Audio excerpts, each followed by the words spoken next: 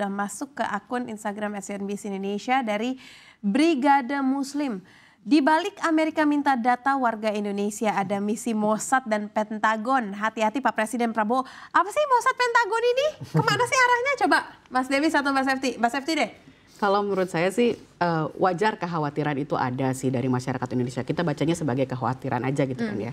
Karena kan datanya juga, aturannya juga belum jelas, apa yang diinginkan Amerika juga kita belum tahu detail gitu. Wajar sih sebenarnya kekhawatiran itu. Tapi bagaimana pemerintah itu ketika negosiasi jangan sampai membuat kepentingan Indonesia itu tidak maksimal aja sih yang kita pengen tuh. Jadi intinya ada dua tuh. Kalau misalnya kebijakan ini dibicarakan lagi dengan US, tolong perhatikan dua hal setidaknya. Pertama itu batasan dan syaratnya itu apa terkait dengan data publik itu. Lalu yang kedua adalah kalau misalnya kebijakan ini jadi dilakukan, apakah kita sebagai warga masyarakat juga mendapat bisa memberi persetujuan terlebih dahulu, karena bagaimanapun kan itu data kita. Pribadi ya, oke.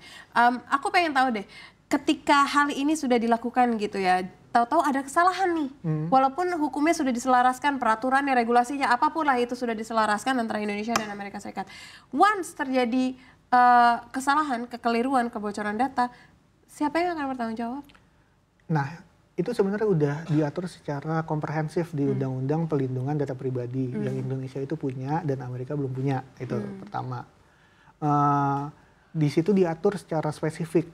Ada yang namanya pemproses data, ada yang namanya subjek data, ada yang namanya pemilik data, penyimpan data, itu jelas aturannya. Jadi istilahnya tanggung rentengnya udah jelas siapa yang harus bertanggung jawab, dan di situ juga udah ada sanksi yang tegas. Misalnya kalau misalnya ada data bocor dan terbukti kalau misalnya itu ada kelalaian, perusahaan yang terkait atau bahkan institusi pemerintah yang terkait itu ada sanksinya.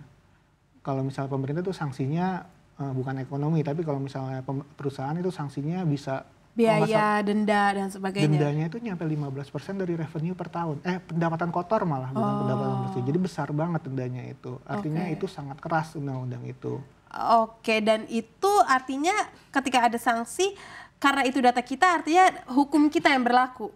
Iya, karena aturan ini sama seperti di Eropa, aturan ini sifatnya ekstrateritorial.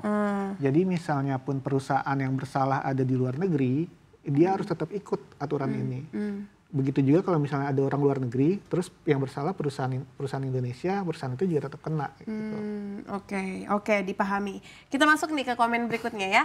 Apruda 601, seharusnya pemerintah berkewajiban menjaga data pribadi dari berbagi rakyatnya, bukannya harus menjualnya ke intelijen Amerika Serikat atau Mossad memprihatinkan. Apa nih Mossad keluar lagi nih si Mossad nih? Sebenarnya ya, saya sih berharap sikap kritis ini juga diaplikasikan di kehidupan sehari-hari ya. Kalau mereka sadar itu soal data mereka, ya harusnya mereka sadar setiap nyerahin KTP, fotokopi KTP, atau masuk ke website yang nggak jelas, atau data mereka dipakai apa, nanya dulu ini buat apa datanya, kenapa nanya nama saya, kenapa nanya alamat saya.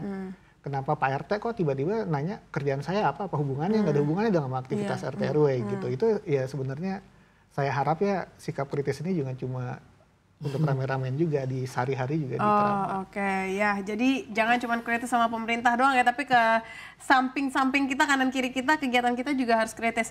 Ini ada lagi komen dari Muhammad Azari. Data-data ente udah lama kalian jual ke pinjol bodong, ke medsos, apalagi jangan atau panik. Nah, kalau ini ada yang senada lah ibaratnya gitu dengan pemerintah, maksudnya ya kita sebenarnya sudah kok memberikan data kita dengan sign in ke Google, sign ke e-commerce, tapi apakah itu sama dengan memberikan data? Maksudnya itu kan kita dengan concern mendaftarkan data diri kita ke satu perusahaan yang kita pahami, bukan ke negara lain. Iya, aturan itu jelas, UU PDP itu ngatur soal itu, soal consent gitu. Nah kalau kita nggak punya aturan itu artinya tiap ada data dipindah ke negara yang nggak punya aturan itu, orang yang mengelola data kita harus minta izin terus. Tapi ini permasalahan, sebenarnya harus dijelasin konteksnya. Konteksnya itu konteks bisnis ekonomi. selama ini Google, Netflix, WhatsApp itu kan digital ya. Mereka present di Indonesia terbatas. Kita bayar apa-apa, iklan bayarnya ke Singapura. Ada atau di Singapura lah istilahnya. Perusahaan-perusahaan digital ini yang diketahui sama Eropa juga, lah lo nggak bayar pajak. Gue bikin internet, narik kabel, perusahaan lokal gitu. Perusahaan seluler, perusahaan lokal. Sementara semua keuntungan lari ke sana gitu kan. Ngomongnya gitu. Nah, nih masa nyimpen data aja nggak mau? Nyimpen data itu kan pakai listrik gitu. Artinya perusahaan itu juga nggak bayar listrik di sini gitu. Harus ada sesuatu nih nilai tambahnya, yang data yang dipakai kan juga data warga kita. Betul. Sementara mereka ke negara nggak ngasih apa-apa. Nah, selama ini yang coba diatur oleh pemerintah waktu itu zaman SBY ada PP 82. Seluruh data itu harus disimpan di dalam negeri. Tapi ya ribut segala macam, mungkin ada lobby-lobby dari Amerika, keluar revisinya PP 71. Data publik, data administrasi, data pertahanan itu harus di dalam negeri, tapi data swasta itu nggak harus. Dengan pengecualian data transaksi keuangan, itu harus di dalam negeri. Nah makanya waktu itu karena BI dan OJK-nya kekeh gitu, nggak mau, pokoknya harus di sini. Muncullah sekarang yang lagi rame, industri yang namanya data center. Karena data center itu, karena mereka harus nyimpen data di sini, harus ada data center di sini. Data center bisnisnya booming gitu. Nah, makanya kemarin Pak Erlangga meresponsnya dengan mereka udah investasi kok. Dengan ada aturan ini bukan berarti mereka nggak jadi investasi. Tapi ya tadi seperti Safety jelaskan, ya harus dijelasin teknisnya. Data yang boleh ditransfer itu apa dalam aja? Aturan apa? Sejauh mana? Iya, biar nanti jadinya yang tadinya udah naruh data di sini, udah nyewa data center di sini, kabur gitu. Oke. Nah, Mbak Safety, ini kan tadi Mbak Safety bilang masih dalam teknisnya harus kita cermati, lalu juga mungkin masih ada negosiasi yang berlangsung, rinciannya tuh masih belum keluar. Apa yang bisa kita put on the table agar kita nggak dirugikan terlalu besar? Sebenarnya sih saya tuh lebih tertarik melihat klausul perjanjian yang di Indonesia dibandingkan dengan negara-negara Asia Tenggara lain, seperti Filipina dan Vietnam misalnya. Filipina dan Vietnam itu tidak ada klausul ini. So far ya, sejauh ini yang kita lihat di datanya Gedung Putih ya, websitenya langsung, itu tidak ada perjanjian ini. Kalau di Vietnam itu lebih ditekankan soal bagaimana ada produk yang masuk ke Vietnam dari negara lain tapi dijual ke Amerika, seolah-olah itu dari Vietnam gitu. Transshipment. Nah kalau misalnya dari Filipina itu lebih ke produk pertaniannya, bagaimana AS bisa masuk ke sana, lalu kendaraannya juga bisa masuk ke sana. Ya, intinya data pribadi ini nggak ada kan, protokol-protokol ini nggak ada. Tidak ada gitu.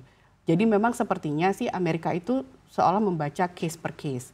Kalau misalnya tadi Mas Demis mengatakan ada persoalan data center di situ, itu kan juga kemarin kan sempat juga jadi isu tersendiri gitu kan ya, bagaimana harus bangun di Indonesia gitu. Mungkin ini juga yang dilihat oleh Amerika Serikat, menyulitkan juga mungkin bagi beberapa perusahaannya yang ada, yang punya bisnis di sini gitu, seperti itu. Bukan, kalau melihat case by case menarik sekali untuk saya kutip itu. Apakah bukan artinya dia melihat potensi 200 juta lebih masyarakat Indonesia datanya bisa dikuasai oleh Amerika Serikat.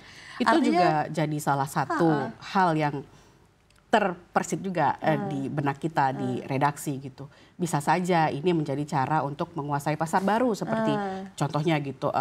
Kan pasti kita akan tahu ada iklan-iklan pop up di handphone kita.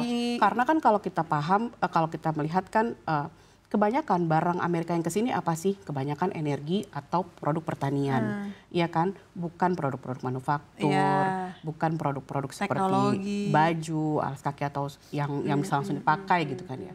Bisa saja ini juga ketakutannya adalah, kekhawatirannya adalah bisa saja ini jadi ajang untuk membaca pola nih market kita itu seperti apa sebenarnya, untuk menguasai market yang selama ini mungkin dikuasai oleh lokal ataupun negara lain seperti Cina.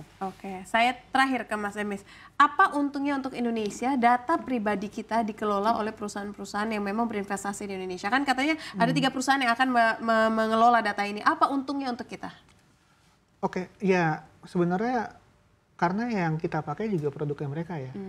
Kecuali kalau kita mau pakai Instagram Indonesia, Google-nya Indonesia, kenyataannya gitu kan. Buat si perusahaan di Amerika itu lebih ke masalah cost. Dan masalah ya cara mereka berbisnis lah. Selama ini mereka udah terbiasa istilahnya ya kalau misalnya kayak ya, contohnya Netflix lah. Film ini banyak ditonton sama orang di Jakarta. Datanya disimpan di dekat mereka. Tapi kalau ada film yang jarang ditonton, mereka nggak nyimpen di sana. Begitu tiba-tiba banyak yang nonton, baru dipindahin ke sini. Gitu artinya, karena mereka kan nggak butuh latensi ya. Terus misalnya aplikasi, misalnya ada aplikasi tertentu yang dibutuhkan banyak di Indonesia. Jadi ya mereka taruh di sini.